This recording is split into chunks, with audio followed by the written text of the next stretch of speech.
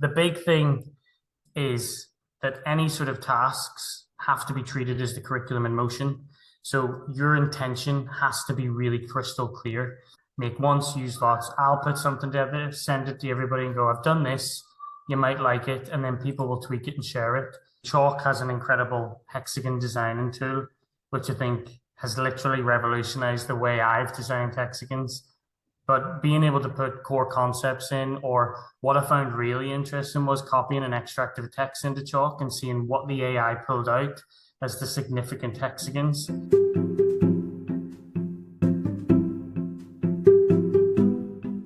When I was sort of looking at it and when me and Phil were talking about it, this is kind of where it's all come from. So I was really inspired by design and tasks in secondary education. Now, obviously, I'm a primary school teacher and I was coming at it from tasks for primary school children, but that fit with the discipline and sit with the discipline. So not just wheeling out the usual sort of activities that we do for kids, really just thinking about what I'm giving them and why I'm giving them that. And in the book, obviously, it breaks down subject by subject.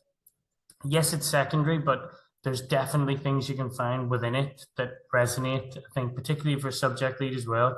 So if you're a history lead looking to just challenge some of the tasks that are going on in school, I would just even pick this book up and look at the section on history, because there's just some really nice ideas and the research behind task design is really thoughtful. So the sequence, I sort of say, breaks down in intent. It's obviously what you intend for the children to learn. Sequence, how obviously that's laid out. The task, effectively what the children are doing. And then the refinement as part of the process. Hopefully it'll become a little bit more clearer as we go through. Carl, I had a quick question. So, in terms of the sequence part, do you need to kind of coordinate between different teachers of different year groups I think so that the students are building skills? It's a good question. And it's one I think that was sort of, if you're a curriculum lead, sometimes it depends on the school nature. So obviously if you're a one form entry school, you might need to be very clear about how you're setting out the sequence.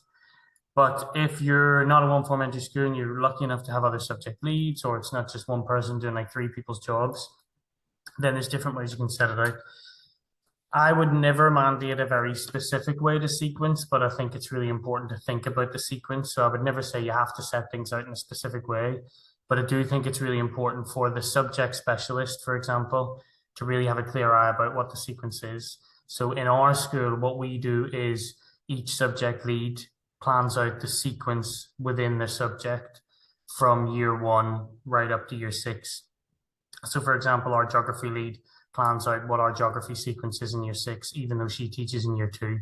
And obviously there's a constant sort of refinement process, which I'll explain when we get into that sort of part. But obviously it's more about a relationship with the curriculum team, subject leaders, and obviously leadership and teachers. But hopefully when we go through, it'll make it a little bit clearer. So what is the knowledge and what is the disciplinary thinking the children are going to enact? Now, obviously, you can be thinking it from a subject-specific point of view, or your curriculum lead trying to tie all this together. But you just need to think, well, what is the very basic core knowledge of what the children have to do? And I really like this phrase from the book.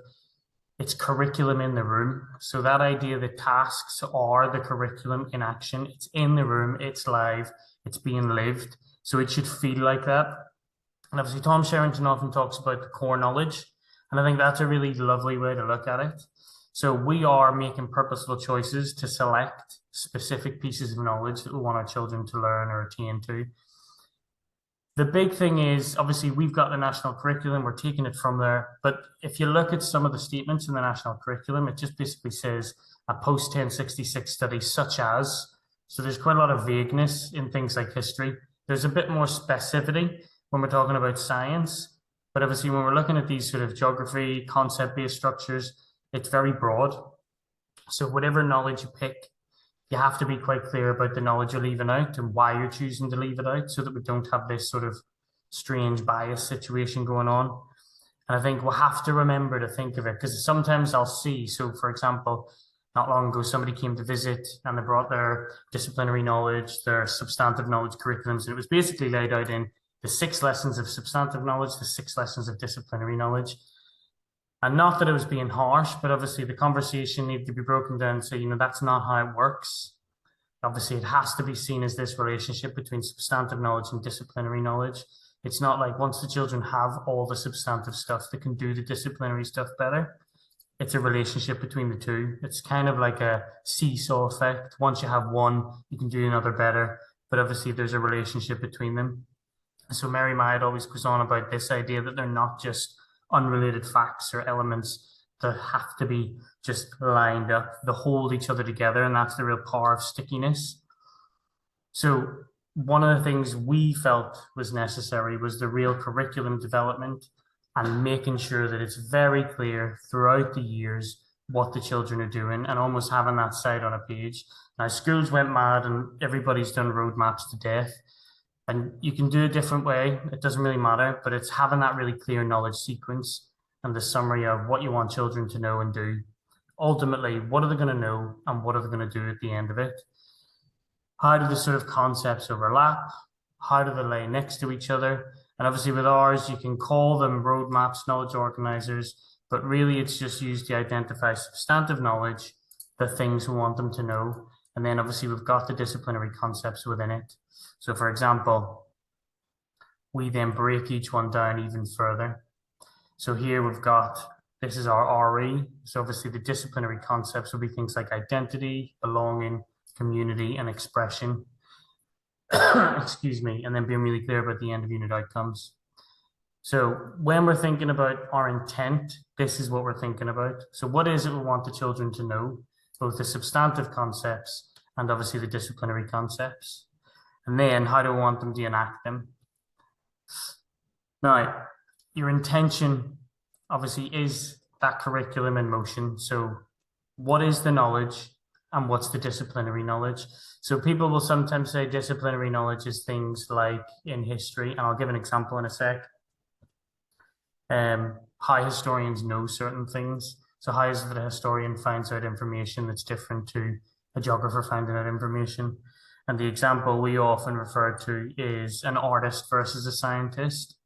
So a really clear disciplinary skill that you would have in science is observation. So children have to observe things over time, over periods. That's disciplinary knowledge. Artists also have that same function. They're observing things over time, but in a very different way through very different lenses. So an artist's way of thinking disciplinary would be to observe a painting and notice the way the light hits a subject, or the way the painting makes somebody feel, or the way the tone is used. Whereas a scientist are observing changes over time, obviously patterns that might emerge, so there's more going on. Your intent obviously is what you intend them to learn, and I'm not talking about writing an intent statement, an implementation statement, an impact statement. I'm not talking about what we want our children to learn is, just lay it out really clearly. And the way that you lay out your intention, I think, is to make it really clear in the sequence. So it's trying to bridge the gap between what you want the children to know and what they already have. So what is their sort of immediate everyday knowledge? And this is where I think early years colleagues are incredible, because immediately they're bringing children in and they're meeting them at that starting point, and then they're bringing them to the level that they need to be. Whereas sometimes in Key Stage 2, we kind of lose that and think, well, they need to get here. Doesn't matter where they've come from. And I think we often get sort of caught up in our curriculum needs to look this way. We've spent 3 years developing this. This is perfect. Now the tasks need to be sorted. And actually what I end up saying to people is it's never done, because you're constantly having to meet each year group and each group of children at their point to then make sure the curriculum's developed in such a way that it matters. So it is that merger between not understanding and understanding. So the way we've sort of laid it out, we were inspired by Alex Bedford. So in his book, Pupil Book Study, instead of using a knowledge organizer, each lesson has a knowledge note. So for example, our geography lead lays out the subject from year 1 to year 6 and makes it really clear what we're going to teach. Then she plans out the knowledge notes. Same with our history lead. She plans out the knowledge notes. And then what it means is the subject lead is really clear on what's going on in the class. Theoretically, what is the key knowledge that they have to know? For me as a teacher, I find it incredibly freeing because I then have a go, well, this is the core knowledge. I have to plan the instruction. So I have to think about the way that the children interact with the knowledge in a way that's going to make sense. We've done it differently in other subjects. So in subjects like DT, obviously that's not necessarily a knowledge-rich subject. It's one that's acted out in the way you behave. So there's a lot of procedural knowledge in that. So we'll lay it out in a way that we're following a plan of things that we do. So the children will investigate, explore, practice, design, make, evaluate, and improve. So they're going through that process. But obviously there's different elements of knowledge that will sometimes weave in and out of it because it's a very enacted procedural subject. And we've sort of applied this to things like field work, because obviously the process will remain the same each time. So we're sequencing the process out in such a way that it's very consistent across schools so everybody knows exactly what they need to do. Other ways we do things is the narration. So I think subjects like history, RE, it's really important to have a very clear narration of that sequence throughout the unit. So for example, with this one, this is an example of our RE roadmap. And obviously it gives us a very clear idea of, at a glance, where we're starting and where do we need to end. And what you don't necessarily see in this RE one is there's also links and crossovers to other subjects. So where does it link to previous units in year 4? Where does it link to previous units going forward? Is there somewhere it'll take them? Obviously for us in year 6, we just know it's always going to be secondary school. And as much as we would want to have a greater connection, it just doesn't always work the way it does. And then obviously the computing roadmap, again, very different. It's just thinking about the journey of this particular set of skills that we're practicing. Carl, I really like these, and I was wondering, how do you use them in the lesson? Do you kind of like show the students step by step as you go through a unit, or you show them kind of like the whole thing at the start of the unit? So with these, we sort of build it up slowly, so the children see that picture emerging. In the past, I've done it where I've put it in the front of the book so they have access to it, and each week we introduce that we're on this point in the road. And I think sometimes that works, but I think it depends on the unit and depends on the amount of information you're given in that lesson, because you don't want to just overload with the amount of content. You want to go, oh, we're doing this, then we're going to do this, then we're going to do this. And sometimes I think it's nice to have a bit of mystery. So at the minute we're doing the tutors, and it's quite interesting to say, well, this is the story we're telling. We're telling the story of intrigue, treason, plot, and constant changing of religious beliefs. And we'll just see what happens next week. It doesn't have to be such a sort of procedural drab process. We can just go, next week we'll see where we are in the mystery. And I think that is really significant as well. And I think you just have to think and take a moment and step back and go, well, what is it I'm trying to tell? And even this afternoon, so our deputy was teaching in the other class, a history lesson that I taught yesterday. He was very pleased with himself. He sort of came in, did an air punch and just sort of said, it's just the story you're telling. That idea of the Spanish Armada, like going through from start to finish and telling that really clear story. And he said, obviously, the kids get hung up on one particular small thing, but you have to go, but let's think about it properly. Did this actually matter in the grand scheme of things? What was the more important part in that sequence? And then you go, that's the bit. And obviously it's all about the teacher as the narrator going through that real clear sequence, real clear story, not being an expert, but just taking them along on that real sense of moment and intrigue. Carl, I probably should have put this a bit earlier. Sorry, Phil. No, I was just going to say, I that's really interesting about like the students anticipating the next step in the story. I was just going to say as well, Kate's got a question, which is, she'd be interested in what these might look like for English and maths. I was just wondering if you had any thoughts on like abuse and anything like that. It's one of the ones we don't do for English and maths. And I find it a really interesting discussion. So we've tried occasionally to do them for English and maths. And I think the difference I find is because we're teaching maths every single day, for example, it becomes very much an ongoing adaptive process. So today, obviously, we're teaching long multiplication or multiplying by two by two. Um, and what I found is the children are really held on to the expanded method.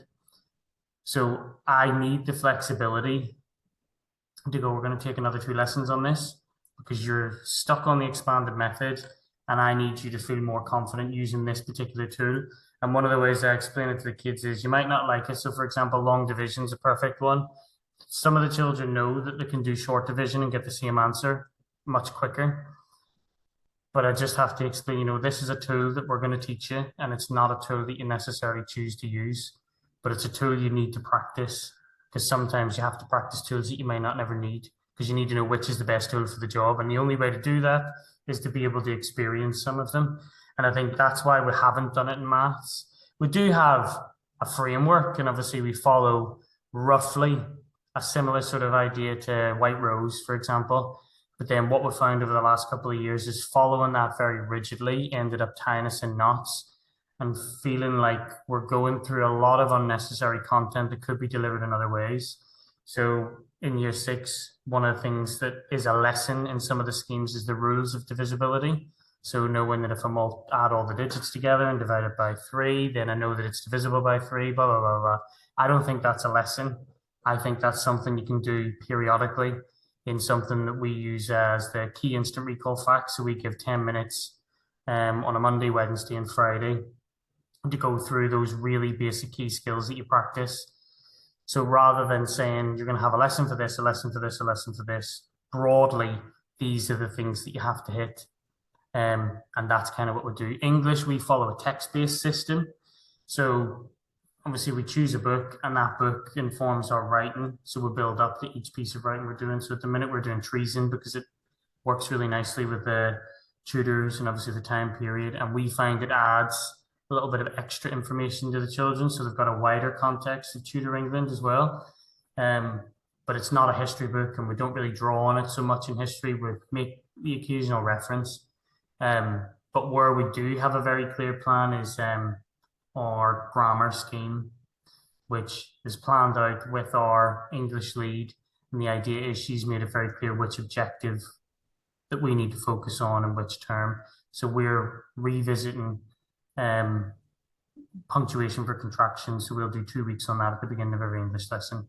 And we do it slowly. We build up on different ways. So having a look at what it is, what it isn't, then obviously looking at jumbled examples, then obviously using it in practice and then spotting errors. So doing very rigid tasks at the beginning of each lesson so the children are really seeing it over and over again. And the idea is that constant drip feed means we'll see it in their writing. But in terms of that full-on plan, we do a book-based plan where staff will have laid out how they're using the book, what their writing opportunities are, and roughly when you'll see them so the English lead can see that as well. But try not to be as rigid. And I think it's because there is a knowledge within English and maths, but it's kind of fluid. And we know that some children grasp things much quicker than others. So if we respect the mastery approach in that aspect, then we're trying to find depth rather than hit objectives, if that makes sense. I probably should have put this a little bit further up, but I think one of the sort of definitions we use a lot is knowing what substantive, disciplinary, and procedural is. People use different terms. We've decided to go with these ones. You might see it as something different, and that's absolutely fine. But we use the term substantive knowledge to reference anything that is known and can be proved, refined, clarified, or critiqued. So, for example, the dates of a coronation, the name of a person who was king at this particular year, or knowing that there is such a thing as a force and it acts on things. They're all substantive ideas or concepts. Where it becomes disciplinary is that idea of how somebody within a field works to gain knowledge. So how is it that a historian acquires the knowledge that they have? How do they prove a fact to be true? How does an artist work? How does a computer scientist do what they do? That's disciplinary knowledge. We'll make a really clear distinction. It's not skills, because there is that sort of odd crossover. People say, oh, yeah, well, disciplinary knowledge is not skills. It's not. It's obviously very field specific. So how does a geographer gain knowledge? They might have certain skills they use, but when you say things like skills, it implies that only geographers do those things. Whereas we've identified already scientists and artists do the same thing. There is that tiny extra bit, which is procedural knowledge, and that's sort of the method and processes and routines you use. So maths, PE, science, DT, computing, there's a very specific procedure that you might need to follow at various points that will never change. That's procedural knowledge. Secondary, I think sometimes have different terms, but I think again, it's all to do with semantics. And I think as long as you as a school can decide what you're going to call it, why it means this, and what we've identified it as, I think that's more important. And ultimately, with sort of the inspiration of Alex Bedford and Christine Council, this is what we want to come up with when we're thinking about our intent and our sequence. We just want to be really clear. What do we want the children to know and do? So how are we going to get them to think differently?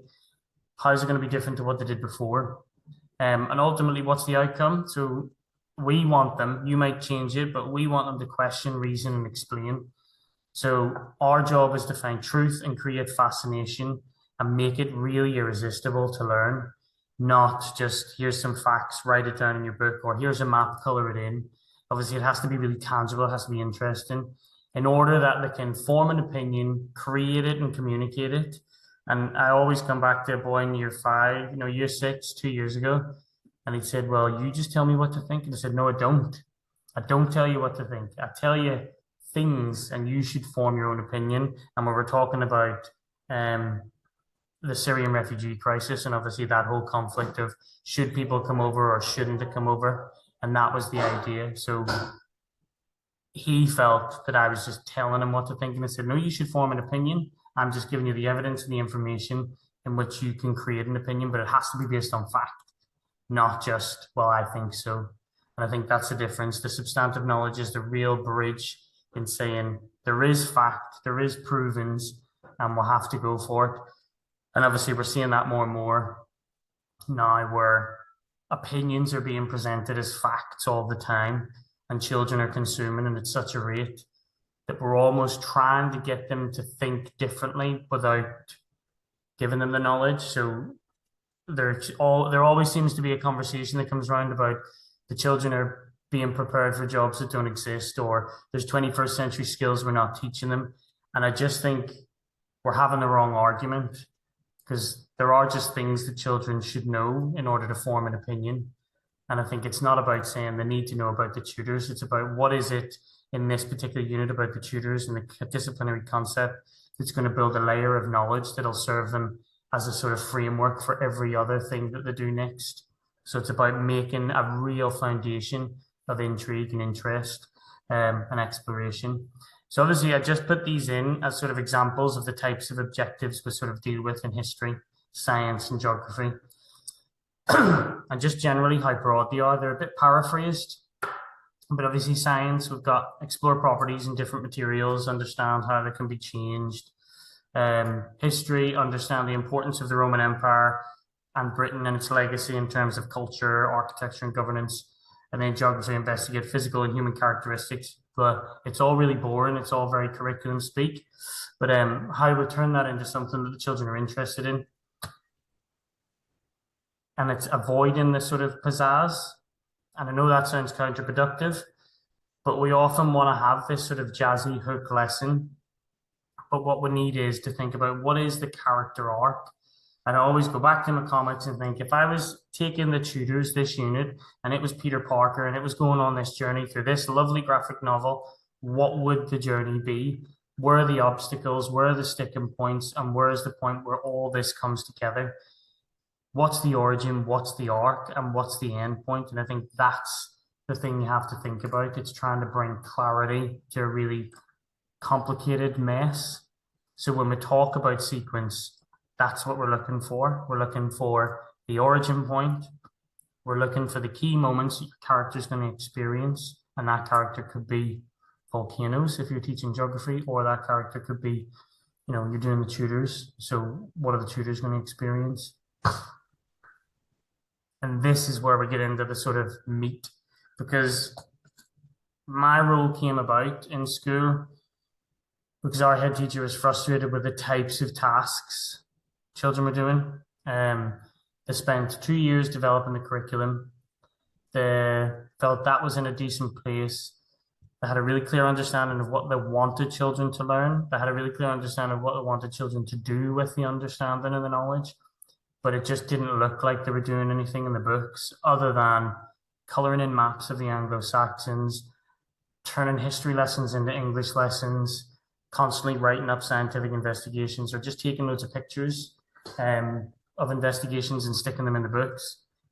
And then what happened was the children, when asked about what they were learning, were unable to remember or talk about it confidently because they didn't really work with it in a really deep level. And that's where we have to think about tasks and task design as turning that sequence into something that children actually do and making the distinction between an activity which requires very little of them or a task that actually gets the children involved and become agents of their own knowledge. So we sort of took Edward's task design model and leapt from there and thought, well, how does that work in concepts? So if you think about your sequence, you're introducing brand new concepts to the children and you would model them in ways that make it engaging, not like, I'm going to come in dressed as Henry VIII, because I'm sure that would be very fetching. That'll be engaging, but it will also be all they remember. So we want it to be engaging in that way that we're telling a very specific story, and the story is interesting in itself. And I always think about Mark Enzer, who talks about people hiding subjects in a shroud of something else. So it's almost like we want to hide geography from the children and make it not seem like geography by wrapping it up in something else. But actually, geography is fascinating when you tell the story right. And what we then do is we start thinking, okay, well, I've got this key concept. I'm not really sure what I need to do with it. So I need to make it structured and I need to think very clearly about what the children are doing. Now, obviously, I'll share some examples, which hopefully will enlighten it more. But it's thinking about the ways of inquiring within that subject. So how would a geography approach this idea? Or how would a geographer approach it? How would a historian approach it? How would a scientist approach it? And think about almost modeling that kind of way of working because you're using that kind of knowledge. Then you want to get them to a point where they're using more open-ended tasks. So they're developing the ability to apply that knowledge in a different way. Now, I'm not saying all 4 quadrants would exist in one lesson.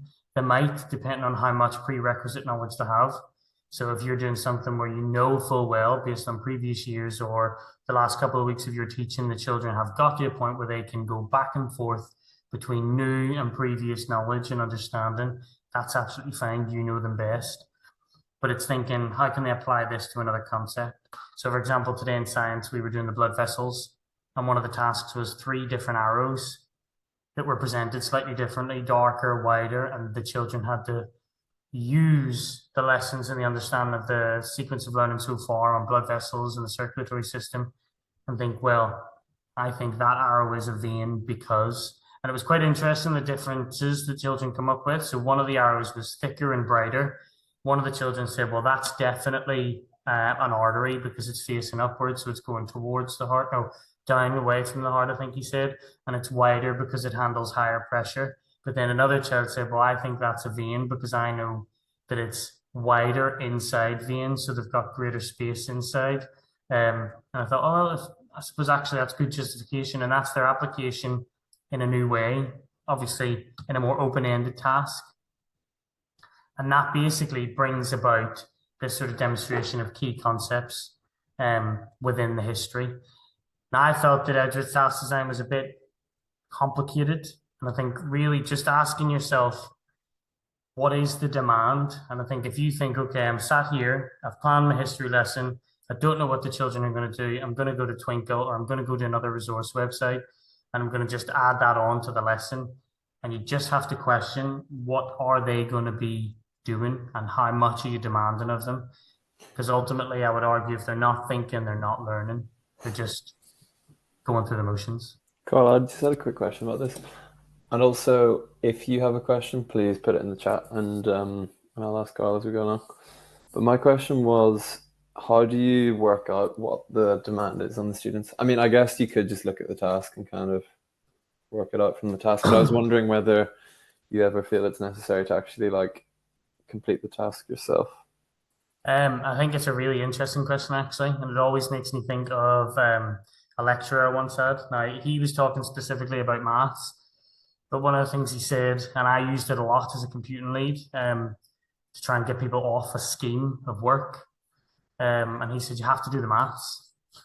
And I think he just basically, if you're teaching the maths, you have to do the maths. You need to know the pitfalls, the problems, the issues they're going to come across.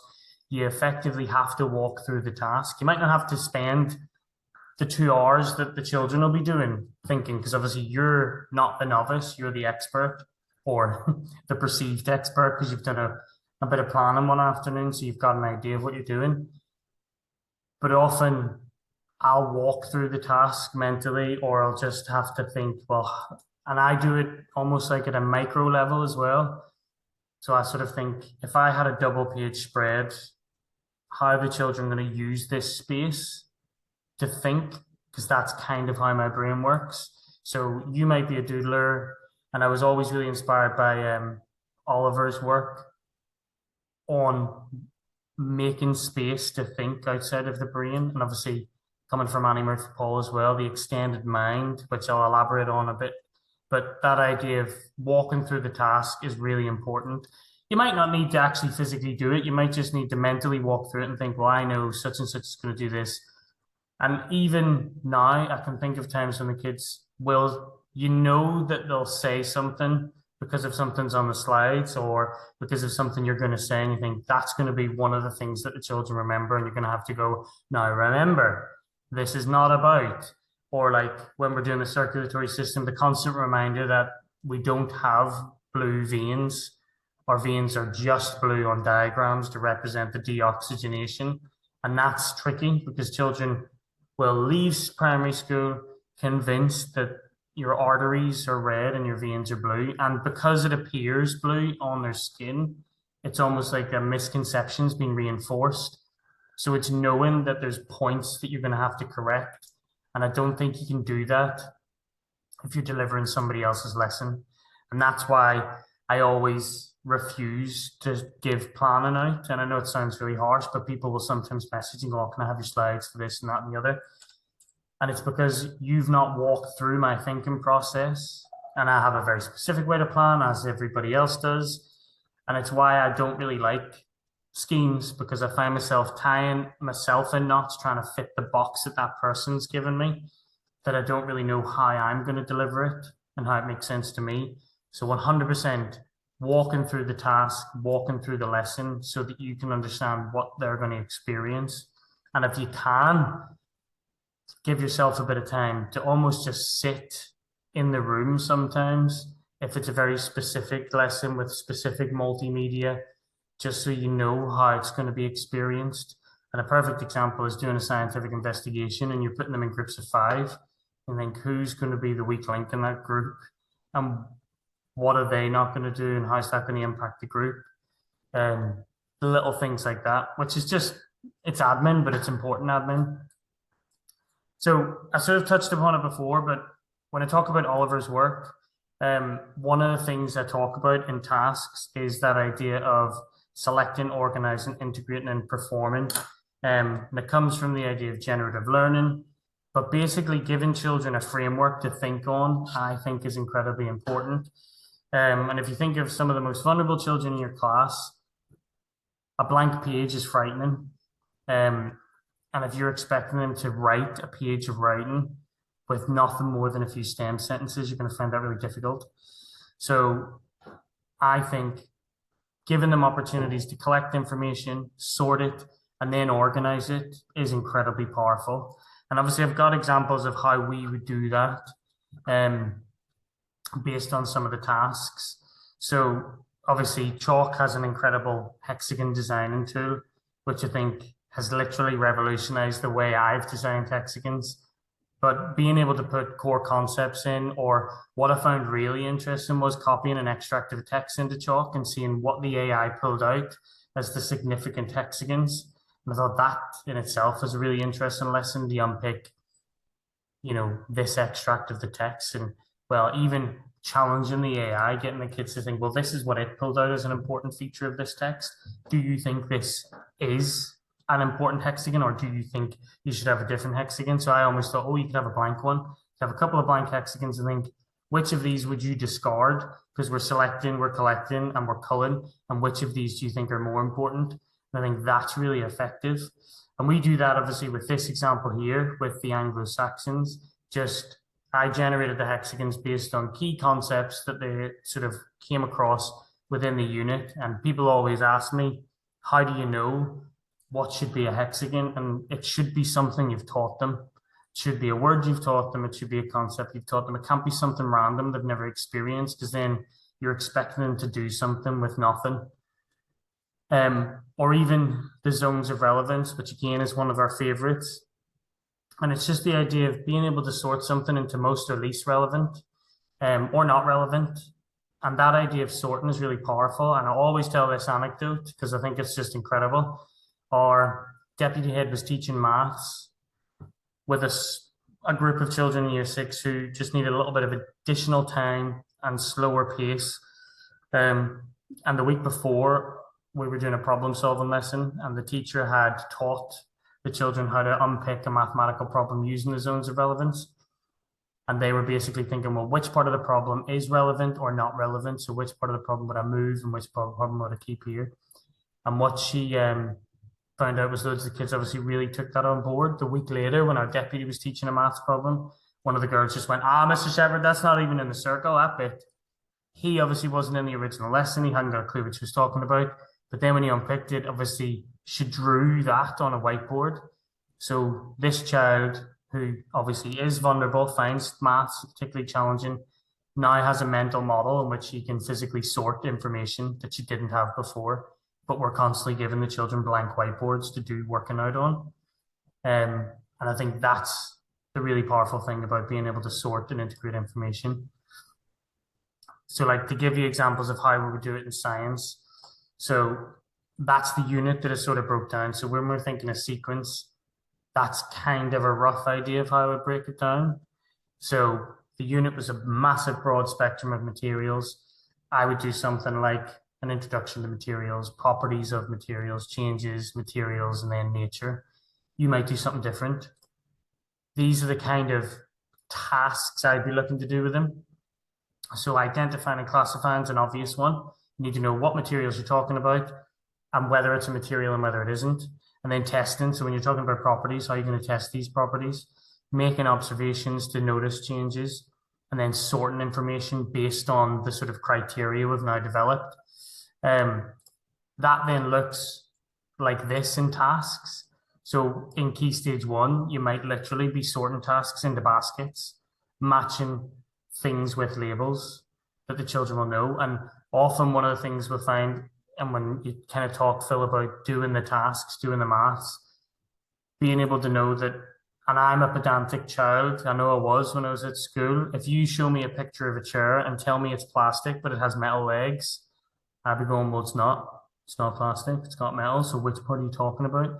I would have been that 5-year-old, but that's how children get confused. That's how misconceptions are born. Same with glasses. You're taking a picture of somebody's spectacles, but obviously you're talking about the glass in the frame or the plastic. Sorry, the plastic in the frame with the glass and the lenses. And I know it seems really, really pedantic, but that's how children will look at it. And when you have children of your own as well, you sort of notice it more and more. Because obviously the more literal you are, the easier it is. So going through the task. When we talk about sort of capturing interest and intrigue, again, Chalk has just developed the odd one out tool, which obviously again is really, really powerful. You can get some examples from Explorify as well, but the idea is which is the odd one out and why. It develops really clear causal reasoning. So they would have to say, well, I think the odd one out is water because it is a liquid, or you could say the odd one out is rock because it's the only one that can be a solid. But then children go, but rock can be molten, so it can be liquid too. So you're getting that constant argument about what it is and isn't to really fine tune and harness things.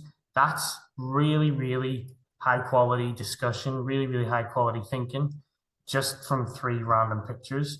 I think the key caveat is you have to be very careful about the pictures and icons you pick, because if they're two that are too similar, then the children will lean towards it. You kind of want it to be broad enough to open up a debate, and open up a conversation.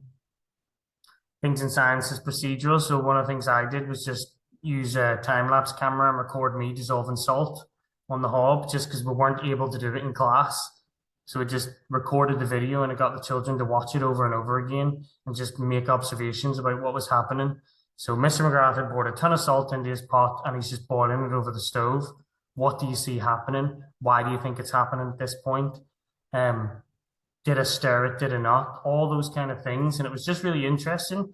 It sounds like a boring lesson on the face of it, but again, the story behind it, the narrative that we were showing, and the clarity with which we were showing it was really important. And that was to do with solubles and insoluble, what was it called? Not materials. In year 5, can't remember now. It's gone. It was like 4 years ago, but they still do that same video. So like I still get kids going, "Oh, Mr. McGrath, I was watching your pot today."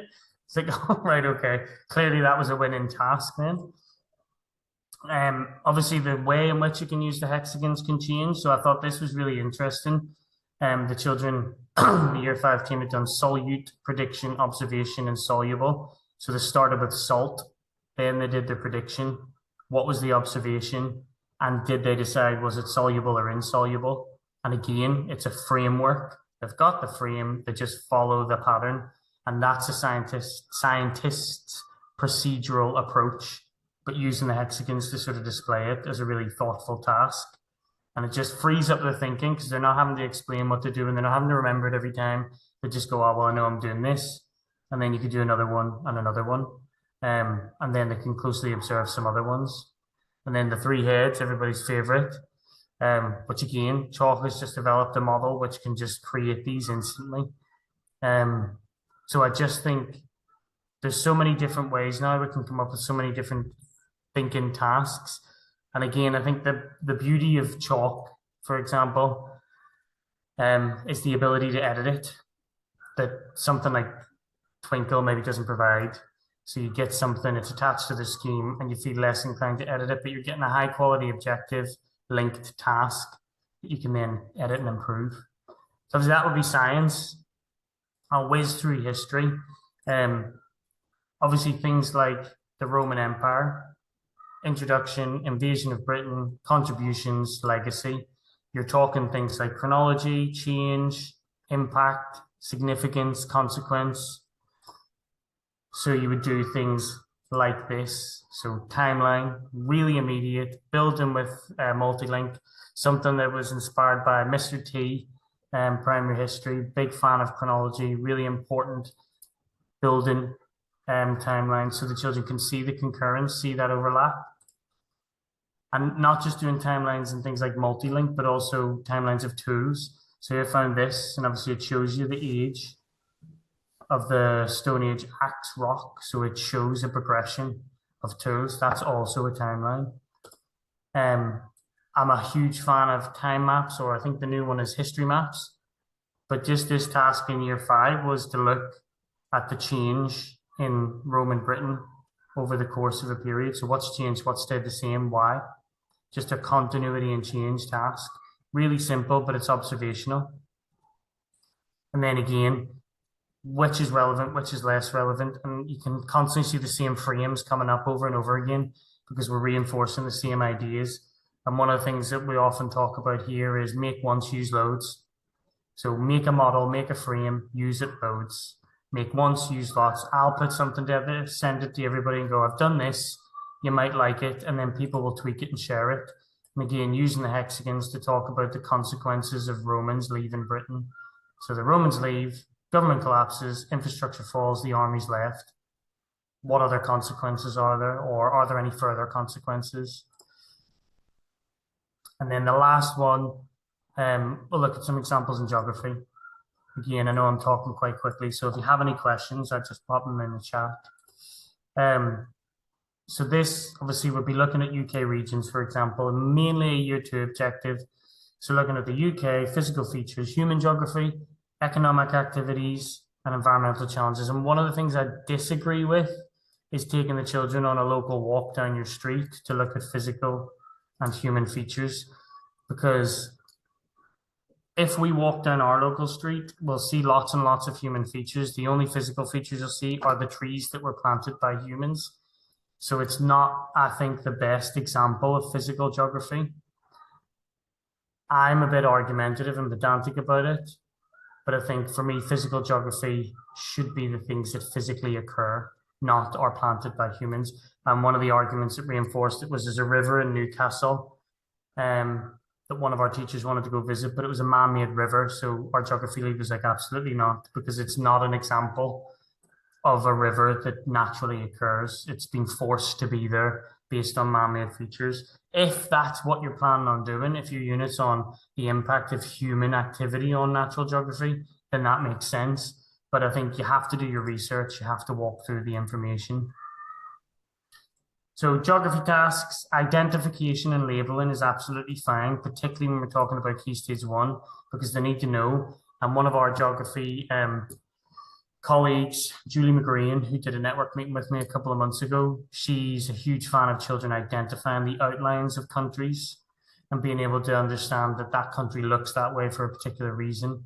And that comes in really useful when you're starting to expand on that and looking at European geography.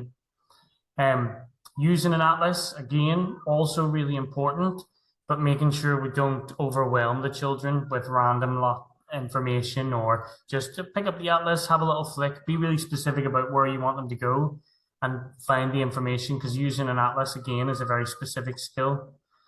Then unpicking in more depth, sort of what types of things would you associate with these places? So obviously, is Scotland a bustling place? Using the word population, London, all this kind of information. And then identifying features, not just human and physical, but just features as well, I think is really important. Knowing what a feature is significant. Human features, physical features, breaking it down even more, looking at sort of compass points. And this is a whole unit in year 2. But then if we're looking at it in year 5, we looked at the environmental impact. So that idea of how does a human affect a place? So we looked at Mont Blanc and the fact that lots of people are going there, obviously, to climb the mountain. There's lots of tourism. So how does that impact? So the positives would be what the negatives are, and then summarize. And then massive fan of comparing maps. Use one map to tell part of the story, then find another map to tell the next part. So this is physical features. So you've got the topographical map of Europe. The rivers are in there, and then you've got human geography. And the only map I've chosen here is population density, because that's human geography. We might want to add a third map in to look at maybe land use, to look at where the cities are, look at roads, look at transport links, depending on what your unit is. Using one map to tell another piece of the story, I think is really important. And I go on and on and on about this. I put the link in there, so I'm sure Phil can send it out. But there's a fella I found on Twitter, and he basically just designs different maps. And I use it all the time, but I think it's just incredible. I think this is a map of lighthouses, which is fine when you look at the UK and Ireland, because obviously it's coastal and it's really clear. But then he also does really lovely visual population density maps and sort of thinks differently about how he's mapping the world. And I think they're really important. So hopefully when you think about the task, it translates really clearly to what the children are actually doing. They're actively involved. They're not just coloring in, they're not listening. There's a back and forth. There's lots of discussion. There's lots of oracy, and there's lots of sorting and frameworks in which they can use. But the last point in the sequence, which will bring you back around, is reading that evidence and refining. So just because the children have done it doesn't mean it's been good. And we hear it all the time. It's a poor proxy for learning. But that's generally the idea we're going down. So one of the things that we do is making sure we're not carrying the same thing over and over again. And a friend of mine once said, oh, we just use the same plan each year. We just change how we teach it. And I think you're not, because you're giving them the same instruction and the same task. So really what we need to be doing is thinking, well, what didn't work? Why didn't it work? So this is an example of a task that we did last year. This was our task last year on the Spanish Armada, and the children had 2, 4, 6 things that they had to sequence. They had to use these words in these paragraphs to sum up the journey of the Spanish Armada. This year, based on last year, I felt the children were really good last year, but so far what I've seen, I felt that we didn't need A to do all six, but also B, I thought that it might be too much information for the children to grasp. So we adapted it. And I thought, if I'm thinking about the Spanish Armada, what are the three key things that were really instrumental? And obviously, that's the thing that I really wanted them to know in detail. So I wanted them to know that the fact that the English spotted them, which pushed them further up the channel, the fact that the battle at Gravelines, led by Francis Drake and the fire ships, allowed them to break formation, which meant the English had a fighting chance. And then the actual eventual exit up the North Sea, which further depleted the Armada as they retreated. So instead of doing all six, we're focused on what we believed were the three key ones, and then sorted the information into sort of important factors. So then took that and did some more reasoning. So we're not just sitting still. We're not just accepting what we do every year as verbatim. And as much as it annoys you sometimes, we're changing it. One of the ways in which we do the refinement is we use feedback books.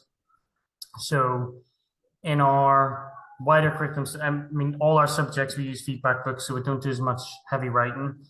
But this is an extract of a feedback book. So we break it down into each lesson, praise specific children whose names have been unblocked. And then I just make notes based on the tasks, based on how the children coped, ask myself some questions, points where I think the children struggled, things that I might need to do for the retrieval next lesson, things that they say. And I just have it out in the lesson. So when I have a discussion and hear things, I'll just quickly sketch it down. And then there's a point at the bottom where we've got end of unit notes or feedback on the unit for any changes next year. So then our history lead will pick these up, have a conversation about some of the notes, and we feedback. So it is that constant reciprocal process. So I was thinking, well, the children don't have enough experience with timelines, so they really need some clear, explicit process for that. And I felt lesson 2, we maybe needed to change the task. So that's something for me. But then that leads us back to, obviously, our intent. So we've done our refinement, we've made those tweaks, and we're thinking, well, do we need to change the intention of this sequence of this lesson, of this objective? You have a curriculum as a skeleton, but you might need to make some changes along the way. And I've just chucked in some reading there of books that have inspired me. So yeah, that's generally it, I think, for me. Obviously, I know there's some questions, so. Amazing. There was so much in there, Karl. Thank you so much. No, so I've sometimes I go into a lot of detail, so. No, it was unreal. I really liked the hiding subjects in a shroud of something else. That was really, really interesting. The cognitive demands of a task, the reciprocal refinement process. Yeah, there was really like a lot there. I also love the time-lapse salt video. And I love the roadmaps and the map. Is it Terrence from Twitter? The map you showed of the lighthouses of UK and Ireland. That was I found that very poignant. But yeah, we do have some questions now, and please put questions in the chat, or if you want to ask a question, just like raise your hand and I'll unmute you. But I think Neil had a really good question, so Neil, if you want to unmute. Hi, thanks, Karl. It's been a really interesting hour, so thanks for that. So basically, like most schools in Wales, we've had a recent inspection, and it seems to be quite prevalent in Wales that challenge and pupil independence is something that we've been questioning about a lot. So with that in mind, I was just wondering about how you develop the sequence of learning tasks and where would be a good place to start with introducing some of these tasks, because it would be very different from the way we do things at the moment. So it's looking at like, how do I dip my toes in the water really with introducing tasks? So our children, like you said, about completion, they think they're doing well if they finished everything quickly. It's not really promoting much independence or much deep thinking. So how would we get the ball rolling is my question, really. My first thing is if you use something like organized ideas, that was my first place to start, is thinking about sort of those open visual models. So getting children to be able to sort information is just a really basic way to start. And it can be as simple as doing odd one outs, or just categorizing things as relevant or not relevant. And I always go back to one of our nursery teachers. She always says we should just start with it is or it isn't. Yeah. So getting children to sort something from it is or it isn't, and then the amount of discussion that comes out of it sort of almost leads you into some deeper reasoning. And then you can just get them used to saying it is because or it isn't because. And I think that's a gateway in. And then once you get used to using things like that, then the hexagons, the three heads, and you can come up with your own. It doesn't really matter. I think the idea is tasks like that start with here's some information. I want you to sort it, justify it, and explain it. And I think just that little model is a really basic way in. And that's how we are where we are now. Because then we started thinking, well, how does a historian do that? How does geography do that? Yeah. How does an artist do that? And I think because people sometimes get bogged down with different curriculum frameworks. So I have friends that teach in Ireland, friends that teach in Wales. And, it is what it is. You've got a particular curriculum framework, but thinking is thinking. Yeah. You can think creatively. And I just think this is the way we do it. That's great. Thank you. No problem. Awesome. Yeah, something that really came through was the idea of like getting students to think deeply. And I found that like really powerful and interesting. There was a question from Sam in the chat, but I've actually lost it somehow. But I think unless anyone else has a question, maybe that's the end. There was lots there really to take away. But if anyone wants to ask a question, like put up your hand or yeah, I mean, feel free to ask a question or to just message me. Obviously, you can join the Facebook group if you're not already a member. And it's primary task design. And really the idea was people were interested, and I thought it'd be nice to have a space where I could share, but also people can share back. I think that sometimes it feels a bit me heavy. That's not me thinking I'm amazing. It's just the hope that somebody will see it, adapt it, and then share a better way of doing it. Because I do not for 1 second think that I know what I'm doing all the time, because I'm very clear that it wasn't always great. And I think it's just important to go, well, I like that. I'm going to take it and I'm going to adapt it. And I said this to Phil a while ago, but teachers are very good at hiding and not sharing. And I suspect there's a lot of amazing stuff going on in every classroom. We just need to really think about what we're doing. And I think people are hungry to do different things, which is why lots of people are interested. But was sometimes overcomplicated. And I think that's just basic thing of just what is you want them to do. If you're not on Facebook, that's the only group I've set up, but you can follow me on Instagram, which I put the link tree at the beginning. I'm also on LinkedIn. I just don't do TikTok. I think I've gone past the age of being able to top tick or TikTok. I think that's one channel too many for me. But Karl, there is a question from Sam, which is how much input goes in before moving into tasks? I understand not sharing planning, but sometimes it's unclear how to get students to the point where they can access your task successfully. Yeah, so I mean, has been put in I think first thing to do is if you see something that I've shared that you think how much has gone into this, obviously I'm happy to answer. The other thing, I think it depends on the task and it depends on the learning. So, for example, yesterday when we were doing the Spanish Armada, there wasn't a lot of input. I told a story for about 10 minutes, the story of the Armada, and then the children had that map and they rehearsed it and told each other. So we just did partner challenge. So partner A told partner B the story of the Armada, and then partner B had to say it again, but with clarity. And then partner A had to say it again, but with clarity. And it's just making sure that everybody knows exactly what happened. And then that's when we start to unpick, well, the fact that they cut the anchor was really important. You go, well, that wasn't really, because all that happens is you can't anchor your boat anymore. What was more important was the fact that Sir Francis Drake had decided, you know what it is, we'll just turf these old ships on fire and send them into the channel. That was more significant than the fact that they couldn't anchor their boats. So it's refining over and over again. And we do tons of discussion in class, and I think that's the key thing.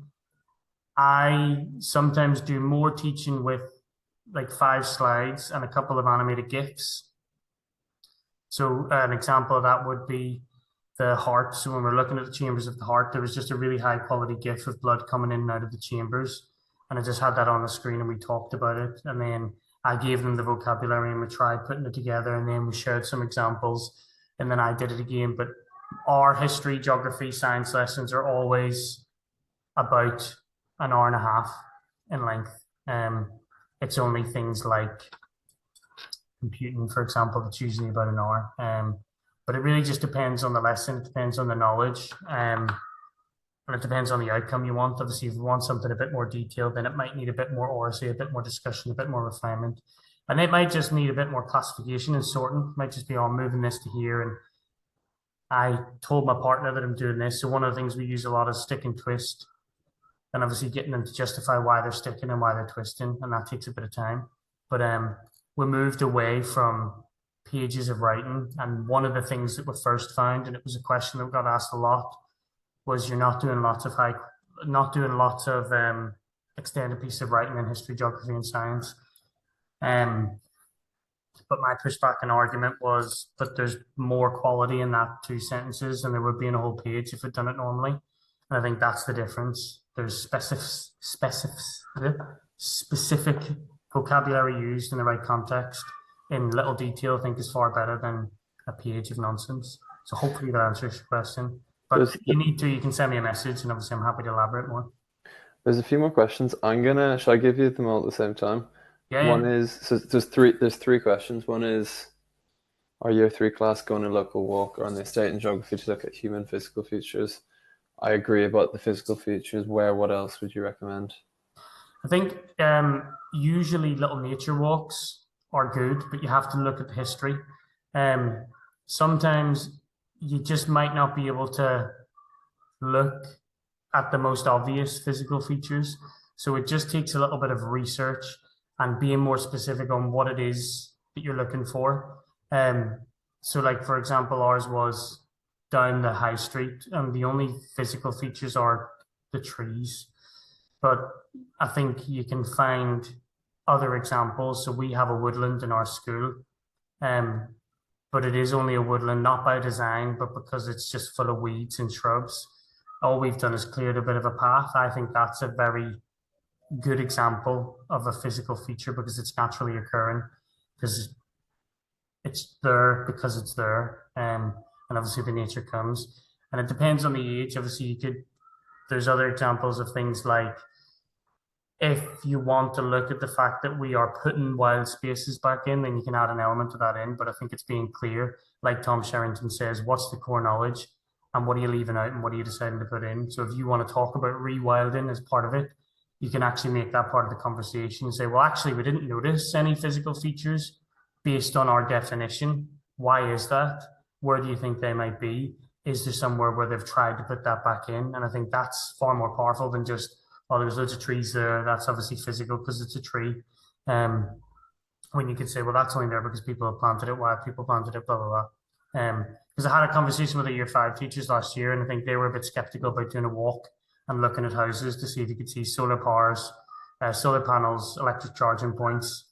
They were like, oh, well, we won't really do much. But actually, the children come back and they were buzzing because we were able to go, there's a solar panel there, there's electric charging point there. And then we could compare that using Google Maps and go back 10 years. Because obviously in a lot of Google Maps, particularly built up areas, you can go back in time on the map. So you can go back a few years and go, well, why weren't they there? When did this start coming in? It was just a really interesting conversation. I just thought it was interesting. They're really skeptical about doing it, and we're trying to do something different. Thankfully, our geographer lead agreed with me and dug her heels in as well and said, no, I think you should go. It's really important. So hopefully that is a bit clearer. Awesome. And then there's one question. Please explain more about stick or twist. And then what does your instruction look like to build towards the task? When you say you tell the story, is there a lot of teacher talk and direct instruction? Also, did you model how to answer the tasks that require more writing a lot to begin with? Sometimes, I suppose, is the answer. So when we're talking about instruction, sometimes there is more teacher talk. I try and break that up as much as possible when I know that it's coming. So giving them plenty of opportunity to clarify with their partner, plenty of opportunity to use vocabulary in a context, giving them things that they need to say, but not like verbatim in terms of sentence stems. Sometimes there's no teacher talk, and it's just quite interesting to see. So with our maps, for example, in geography, one of the things I just like to do is go, what can you tell me about Syria, for example, from this map? And then they give me some information. They go, okay, here's another map. Now, what can you tell me? Obviously, I will always know the types of things I want so that I can steer them, or clarify, or just refine. And if they just say, well, I think that's a river when it's not, you know, well, it's not a river. Things like that, I think you just have to be clear on. But sometimes you don't need to do much teacher talk. But yeah, I think there was another part that I maybe haven't answered there, Phil.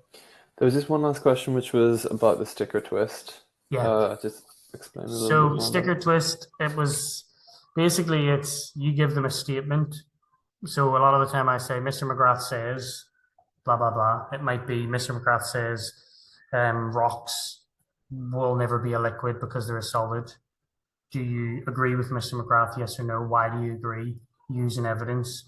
And then I might present them with a counterpoint that'll sort of challenge their thinking that they've decided upon. And really what you're trying to do is sort of challenge the foundation of what they come up against. So you're really pushing against what they think is true. That's sometimes quite tricky. And we haven't always got it right, but when it is right, it's brilliant. So a good example is this is an image of a Viking, and it's somebody with horns on their helmets. Vikings always have horns on their helmets. They say, well, I know that's not true because that's a misconception, blah, blah, blah.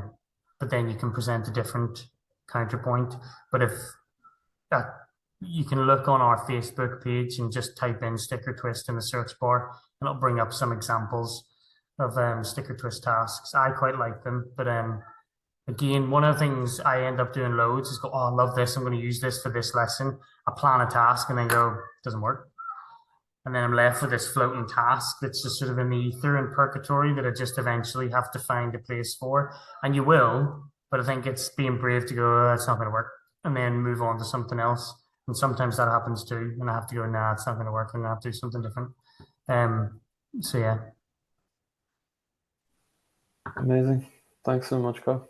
I think Didn't know that's if you it. wanted to say anything about the ambassador program, Oh Phil. yeah, no, that's a really good point. So yeah, we are starting an ambassador program at Shock. So if you want to be involved, we'll send details out about that, about like an expression form. But yeah, it'd be great to have people involved, and we think it'll be, you know, a good opportunity to be able to get more involved in Shock and hopefully learn a little as well. So yeah, we're really excited about that, and there'll be more information. But I think, can you sign up via that QR code, Carl? I think if you scan the QR code, Yeah. you can fill in the form. Awesome. If you can't, I'm sure you'll pass it on then, Phil. Exactly. Awesome. Thanks again, Carl. I'll just say thank you. And obviously, if anybody does want to ask more questions, you know where to find me, on my socials or on Facebook. But it's been great, and thanks very much for the opportunity, Phil. Yeah, and thanks for everyone who came and asked great questions. Really appreciate it. So yeah, it was awesome. Have a good afternoon. Have a good evening. See you soon.